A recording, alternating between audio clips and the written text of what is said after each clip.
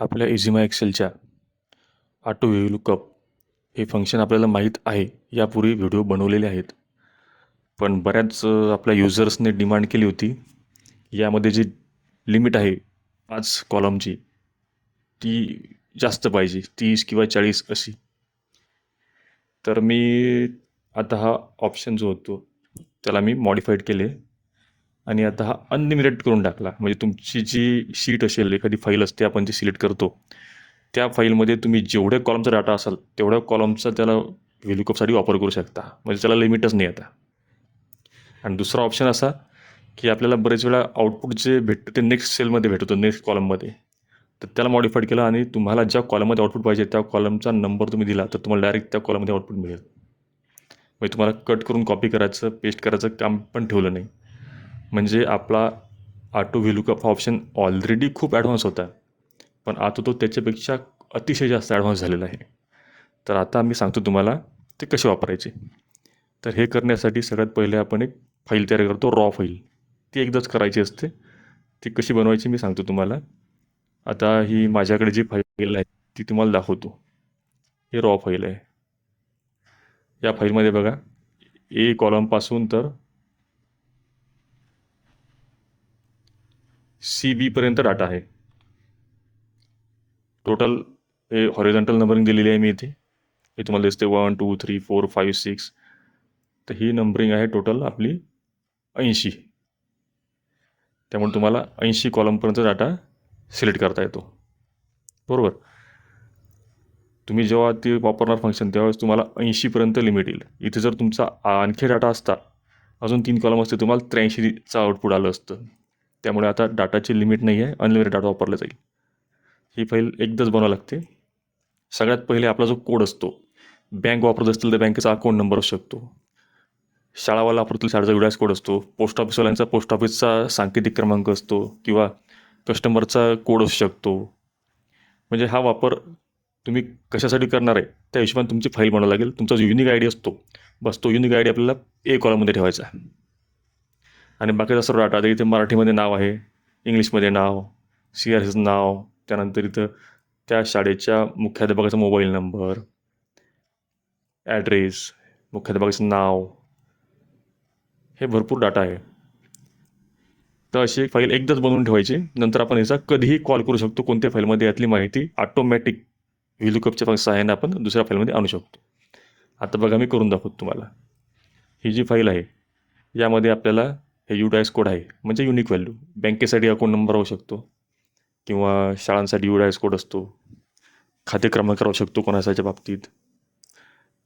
बस तुमचं खाते क्रमांक असेल, खातेधारकाचं नाव माहीत पाहिजे असेल तर त्या लिस्टमधून तुम्ही डायरेक्ट इथे इम्पोर्ट करू शकता. आता मी जी फाईल ओपन केली शाळांसाठी आहे, त्यामुळे इथं UDIS कोड आहे. हा युनिक व्हॅल्यू असतो, प्रत्येक शाळेला एकच असतो व्हॅल्यू तो.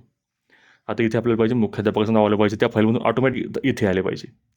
इथे त्याचा मोबाईल क्रमांक यायला पाहिजे ऑटोमॅटिक. इथे शाळेचं नाव मराठीमध्ये पाहिजे आणि इथे शाळेचा ईमेल ॲड्रेस पाहिजे. बस आपल्याला हे 4 कॉलम पाहिजे, DEFG या कॉलममध्ये. बरोबर. आपली जी रॉ फाईल होती त्यात पहा, मूळचे नाव जे आहे ते आहे आपले 22 नंबरच्या कॉलममध्ये. मूळचा मोबाईल नंबर, मुख्याध्यापक मोबाईल नंबर आहे 23 नंबरच्या कॉलममध्ये. शाळेचं नाव मराठीमध्ये आपण टाईप केलेले आहे B कॉलममध्ये, म्हणजे 2 नंबरचा कॉलम. आणि ईमेल ID जे आहे ते आहे 19 नंबरच्या कॉलममध्ये. बरोबर. म्हणजे आपल्याला 22, 23, 2 आणि 19 हा डाटा त्या फाईलमध्ये इम्पोर्ट करणं आहे. आणि तो तुम्ही कॉपी पेस्ट नाही करू शकत, कारण ह्यात बघा तुम्ही किती फाईल आहे. आता तुम्ही जर असं करणार आता हा 142, मग तुम्हाला हा कॉपी करावा लागेल. नंतर तुम्ही या फाईलमध्ये जाणार, त्याला सर्च करणार, ती कोणत्या नंबरवर असेल त्या नंबरवरून मग तुम्ही एक एक कॉपी करत बसणार का? शाळेचं नाव कॉपी करणार, नंतर मोबाईल नंबर कॉपी करणार आहे, नंतर मग दुसरी UDIS कोड घेणार, मग तो यात सर्च करणार कुठे आहे. करायचं काम असेल तुम्हाला. आपल्याकडे ॲडव्हान्स व्हीलूकअप आहे. तुम्ही फक्त काय करणार, कॉलमचे नंबर तर माहीत झाले तुम्हाला. आता तुम्ही फक्त सिलेक्ट करा आपला कॉलम आणि क्लिक करा ऑटो व्हीलूकअपला आणि ते फाईल सिलेक्ट करा. ही आपली फाईल आहे, रॉ फाईल. यात सगळा डाटा आहे, आता मी तुम्हाला दाखवली ती. याला ओपनला क्लिक करा आणि आता पहा तुम्हाला कोणत्या कॉलममध्ये आउटपुट पाहिजे. D कॉलममध्ये पाहिजे, म्हणून इथं D करा आणि ओके. आता त्या फाईलमध्ये मुख्याध्यापकाचे नाव 22 नंबरच्या कॉलमला आहे, म्हणून आपण तिथे फक्त 22 टाईप करणार. म्हणजे ऑटोमॅटिक त्या फाईलमधले 22 नंबरचा डाटा या फाईलमध्ये येऊन जाईल. तुम्हाला सर्च करायचं काम नाही, एका सेकंदाच्या आत बघा, आणि बरोबर त्याच कॉलममध्ये आला. आता मला समजा हे शाळेचं नाव पाहिजे, मराठीमध्ये पाहिजे शाळेचं नाव. त्या फाईलमध्ये बनवलेल्या फाईलमध्ये 2 नंबरवर शाळेचं नाव होतं मराठीमध्ये. आपण फक्त हे सिलेक्ट केलं, क्लिक केलं ऑटो व्ही लुकअपला. फाईल ती सिलेक्ट करायची. हे फाईल किती वापरलं जाईल, कोणते फाईल आउटपुट पाहिजे आपल्याला, एफ कॉलममध्ये, म्हणून आपण इथे टाईप केलं एफ. ओके. आणि त्या फाईलमध्ये 2 नंबरवर शाळेचं नाव मराठीमध्ये आहे, म्हणून आपण 2 टाईप करायचं आणि ओके करायचं. बघा, शाळेचं नाव मराठीमध्ये येऊन गेले. मला या मुख्याध्यापकांचा मोबाईल नंबर या कॉलममध्ये पाहिजे. त्या फाईलमध्ये तो आहे, मला वाटते 23 नंबरच्या कॉलममध्ये, म्हणून आपण सिलेक्ट करणार, ऑटो व्ह्यू लुकअपला क्लिक करणार, फाईल सिलेक्ट करणार, कोणत्या कॉलममध्ये पाहिजे, तर ई कॉलममध्ये पाहिजे. ओके. आणि तर तो 23 नंबरच्या कॉलममध्ये आहे मोबाईल नंबर, म्हणून ओके केलं. बघा, मोबाईल नंबर आले.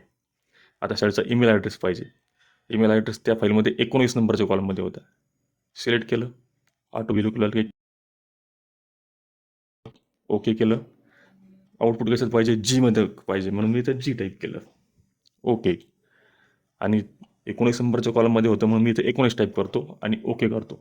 बघा, हे सर्व आलं याच्यात डाटा ऑटोमॅटिक. तुम्ही जर मॅन्युअली करायचं म्हटलं असतं तर तुमच्याकडून हे इतक्या फास्ट कधीच शक्य नाही होऊ शकत. तुम्हाला एक असं कॉपी करायला लागला असता UDAS कोड, मग तुम्ही ते फाईल ओपन केली असती, नंतर तो सर्च केला असता यामध्ये, फाइंड, प्लेस, सर्च, मग ही झाली ती फाईल आली. मग याला तुम्ही असं कलर दिला असतं तुम्हाला लवकर ओळखण्यासाठी. मग हे कॉपी केलं असतं शाळेचं नाव, त्यात पेस्ट केलं असतं. नंतर समोर आले असते ईमेल, शाळा मुख्याध्यापकाचं नाव कॉपी केलं असतं, पेस्ट केलं असतं, नाव कॉपी केलं असतं, पेस्ट केलं असतं. नंतर मग पुन्हा समोर आले असते आणि ईमेल ID कॉपी केला असता आणि पेस्ट केला असता. नंतर दुसरी शाळा सर्च केली असती. पण इथे आपल्याला काय, फक्त सिलेक्ट करायचं, आउटपुट कोणत्या कॉलममध्ये पाहिजे ते सिलेक्ट करायचं आणि फाईलमध्ये कोणतं कॉलम तिथं नंबर द्यायचा आणि लगेच तुम्हाला येऊन जाईल. हे काम आता इतकं सोपं झालं, तुम्हाला कट, कॉपी, पेस्ट काहीच करण्याचं काम नाही. आणि आता हे फंक्शन आपण अपडेट केलेलं आहे. आधी यात फंक्शन कमी होते, 5च कॉलम सिलेक्ट करता येत होते, पण आता यात अनलिमिटेड कॉलम सिलेक्ट करता येतात.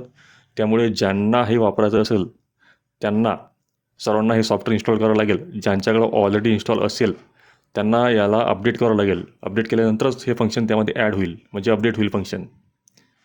अपग्रेड केल्याशिवाय हे फंक्शन तुमच्या जुन्या ज्यांनी इन्स्टॉल केलं असेल आतापर्यंत त्यांना मिळणार नाही. त्यांना अपडेट करावं लागेल. माझ्याशी कॉन्टॅक्ट करा, मी तुम्हाला सेटअप फाईल देईल. सेटअप फाईल आपल्या वेबसाईटवर अपलोड आहे आणि सेटअप फाईल आपल्या G ड्राईव्हवर अपलोड आहे. तुम्हाला लिंक पण सोबत दिलेली आहे. लिंकला क्लिक केलं की तुम्हाला तो सेटअप डाउनलोड होईल आणि तो इन्स्टॉल केला की हे फंक्शन त्यामध्ये काम करायला लागेल. अतिशय सिंपल आहे.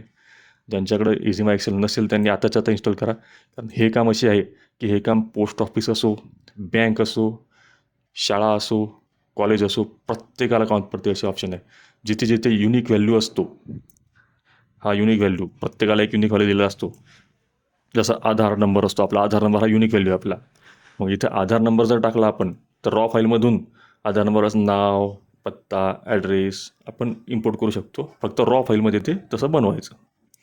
रॉ फाईल एकदाच बनवावं लागते, नंतर ती तुम्ही कितीही वेळा वापरू शकता. ही रॉ फाईल आहे, एकदाच बनावं लागते. रॉ फाईल बनवल्यानंतर याला फक्त एक कॉलममध्ये तुम्ही नंबर नेऊन टाका, म्हणजे आपल्याला रॉ फाईलमध्ये नंबरिंग पाहिजे असतं.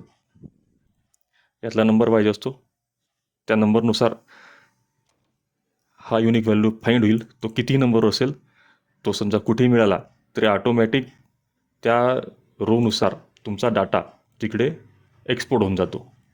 म्हणजे या युनिक व्हॅल्यूचा तुम्ही जर कॉल केला असेल मोबाईल नंबर हेडमास्टरचा, तर इथून हा उचलला जाईल आणि तिकडे पेस्ट केला जाईल.